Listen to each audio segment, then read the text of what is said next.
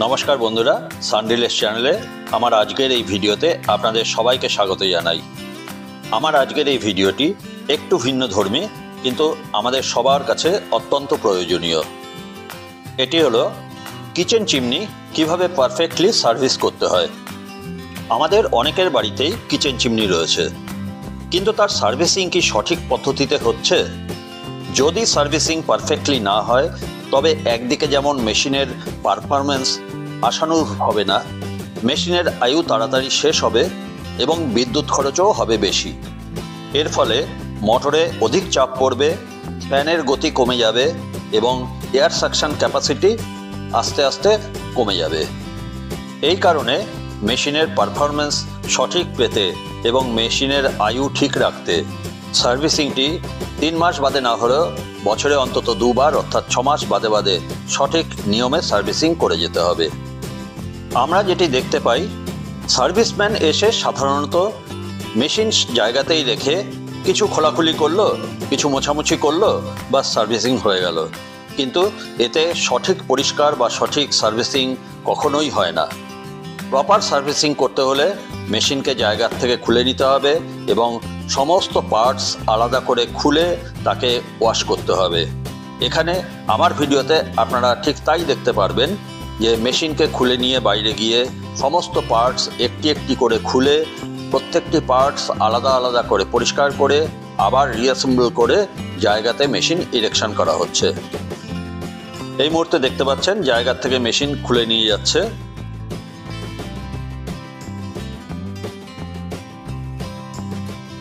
Machine জায়গার থেকে নামিয়ে নিচ্ছে। এবারে এই মেশিনকে বাইরে নিয়ে গিয়ে টোটাল মেশিনটিকেই একটি একটি করে পার্টস সম্পূর্ণ খুলে আলাদা করে দেবে।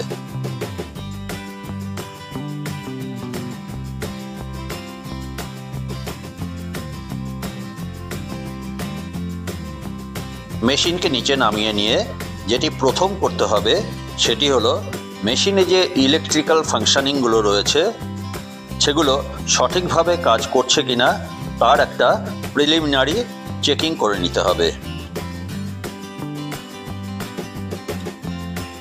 বিভিন্ন সার্কিট এবং বিভিন্ন কানেকশন সেগুলোই চেক করে নেওয়া হচ্ছে যে ঠিক আছে কিনা।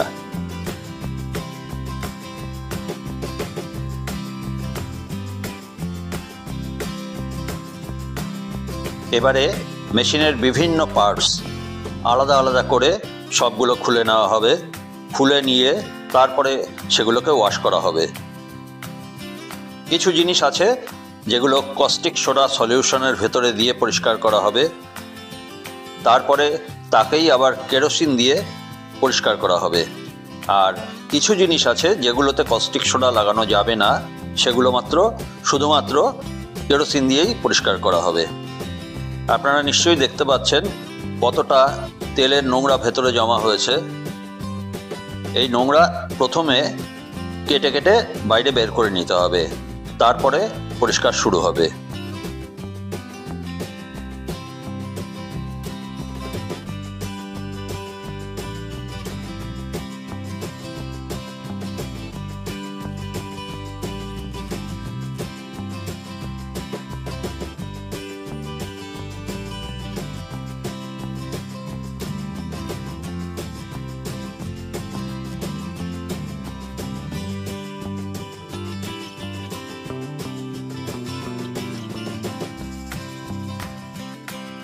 বন্ধুরা, আপনারা দেখুন ভেতরে কতটা তৈলাক্ত নোংরা জমা হয়েছে।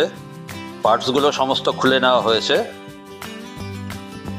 দেখুন ভেতরে কতটা নোংরা রয়েছে এবং সার্ভিসিংয়ের পরেও দেখবেন এর পজিশন কোথায় হয়, কতটা পরিষ্কার ঝকঝকে করবে।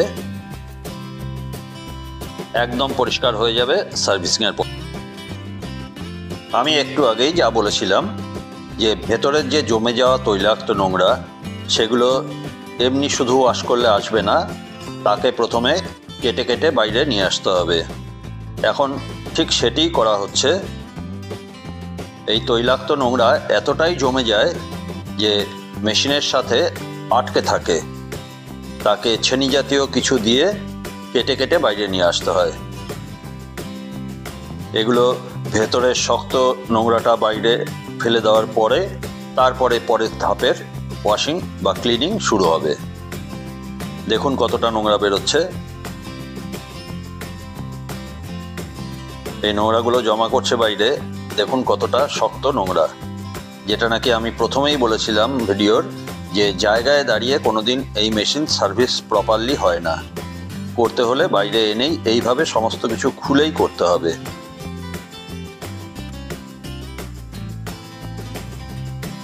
সমস্ত কেটে বার করে নেওয়া হচ্ছে।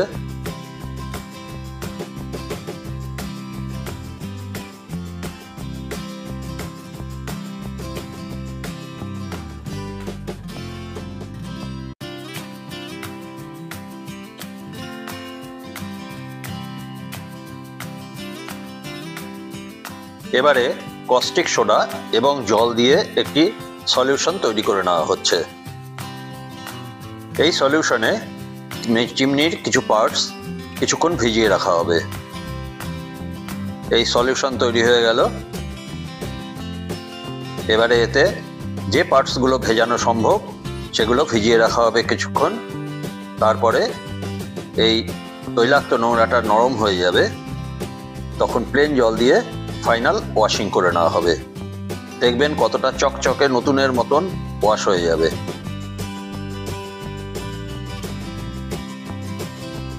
মেশিনের যে অংশ থেকে শক্ত তৈলাক্ত নোংরাগুলো কেটে বার করা হয়েছিল সেই জায়গাতে এবারে ফাইনালি ওয়াশ করে নেওয়া হচ্ছে কেরোসিন দিয়ে। সম্পূর্ণ মেশিনটিকেই ভেতর অংশটি কেরোসিন দিয়ে ঘষে বাকি নোংরাটা তুলে নেওয়া হচ্ছে, বা বাকি তেলটিও পরিষ্কার করে নেওয়া হচ্ছে। এই কেরোসিন দিয়ে পরিষ্কার করলে একদমই পরিষ্কার হয়ে যাবে শেষ পর্যন্ত।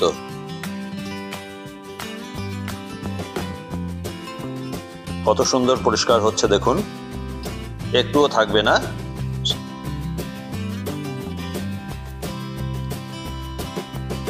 এরকম ভাবে পুরো মেশিনটার ভেতর অংশটা ফাইনালি পরিষ্কার করে নেওয়া হচ্ছে।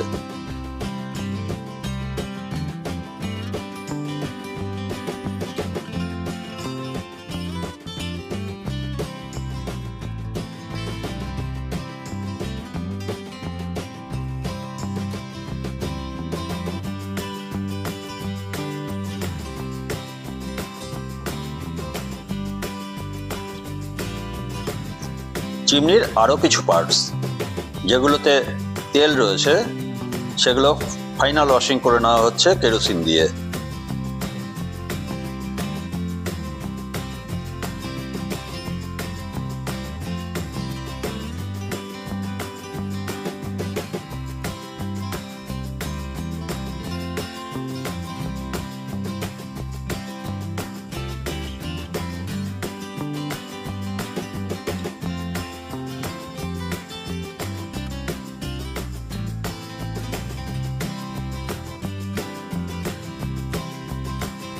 চিমনির যে পার্টসগুলো কস্টিক সোডা সলিউশনে ডুবিয়ে রাখা হয়েছিল সেগুলো এবার ফাইনাল ক্লিনিং এবং ওয়াশিং করে নেওয়া হচ্ছে। কস্টিক সোডাতে ডুবে থাকার জন্য এর তৈলাক্ত নোংরা যেটা জমে ছিল সেটা অনেকটা নরম হয়ে গিয়েছে। ব্রাশ দিয়ে ঘষলেই সুন্দর পরিষ্কার হয়ে যাচ্ছে। এই জালিটিকে দেখুন কতটা পরিষ্কার, চকচকে স্টিল দেখা যাচ্ছে একে।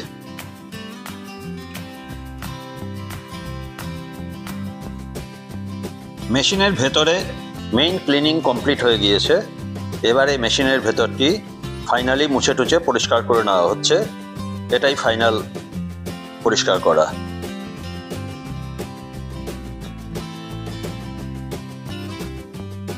এটি হলো মেশিনের বাইরের অংশ। এটি মেশিনের নিচের দিকের কাভার। এবারে এটিকে ভেতরে বাইরে সুন্দর করে পরিষ্কার করে নেওয়া হচ্ছে। এটিকেও কেরোসিন দিয়ে সুন্দর করে ঘষে পরিষ্কার করে নেওয়া হচ্ছে।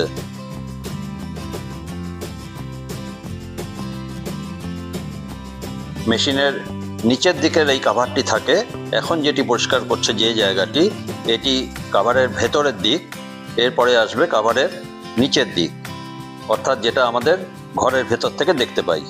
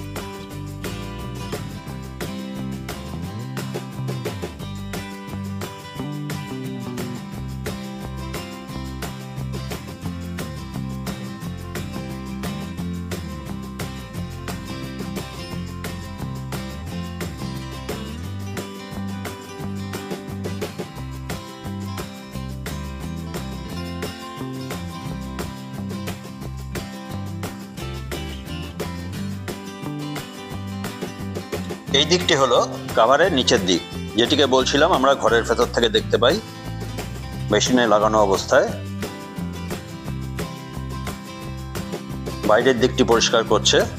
এটি করা হয়ে গেলেই মেশিন সর্বাঙ্গীনভাবে পরিষ্কার করা শেষ হয়ে যাবে।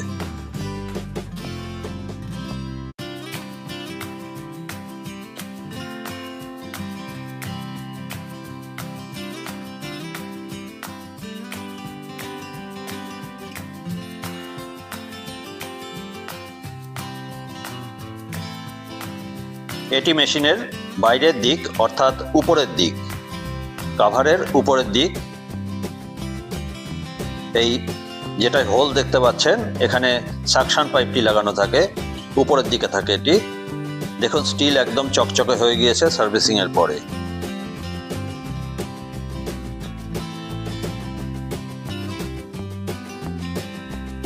এবারে মেশিনের সমস্ত পার্টস যেগুলো খুলে নেওয়া হয়েছিল এবং ওয়াশ করা হলো সেগুলোকে আবার জায়গা মতো রিফিক্সিং করা হচ্ছে এবং ওভারঅল টেস্টিং করে নেওয়া হচ্ছে মেশিনের ফাংশন, ইলেকট্রিক সার্কিট ঠিক রয়েছে কিনা, ইলেকট্রিক কানেকশন ঠিক পাচ্ছে কিনা ইত্যাদি।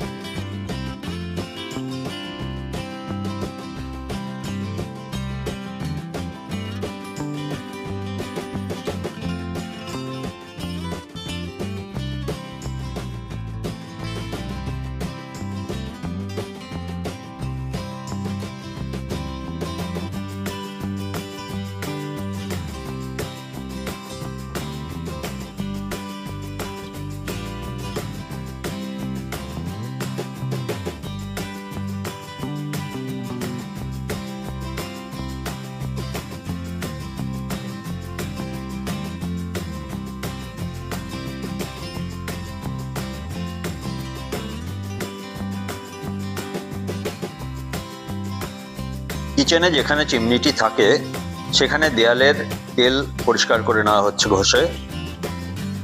এই পরিষ্কার হয়ে গেলেই এখানে সার্ভিস করে নেওয়া চিমনিটি এখনই ইরেকশন করে দেওয়া হবে।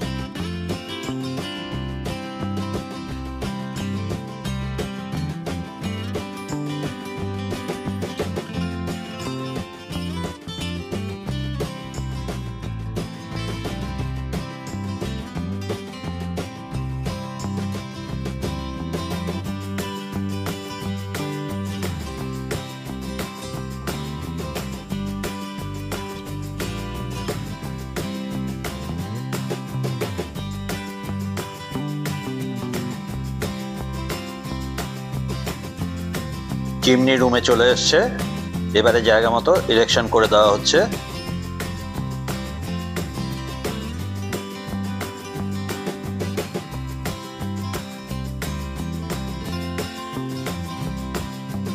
বন্ধুরা, এতক্ষণ যে ভিডিওটি দেখলেন আপনারা, আপনাদের কেমন লাগলো কমেন্টস বক্সে অবশ্যই জানাবেন এবং লাইক এবং শেয়ার করতে ভুলবেন না ভিডিওটি। আর যাদের চ্যানেলটি সাবস্ক্রাইব করা নেই, আমি অনুরোধ করব চ্যানেলটিকে সাবস্ক্রাইব করার জন্য। আর একটি কথা, আপনাদের বাড়িতে চিমনি এইভাবে কি কোনোদিন সার্ভিস করা হয়েছে? যদি না করা হয়ে থাকে, এইভাবে একবার সার্ভিস করে দেখুন। পারফরমেন্সের ডিফারেন্স 100% বুঝতেই পারবেন, এটি গ্যারান্টি। ভিডিও শেষ পর্যন্ত দেখুন। আপনাদের অনেক অনেক ধন্যবাদ এই ভিডিও দেখার জন্য। পরের ভিডিওতে আপনাদের সঙ্গে আবার দেখা হবে। ধন্যবাদ।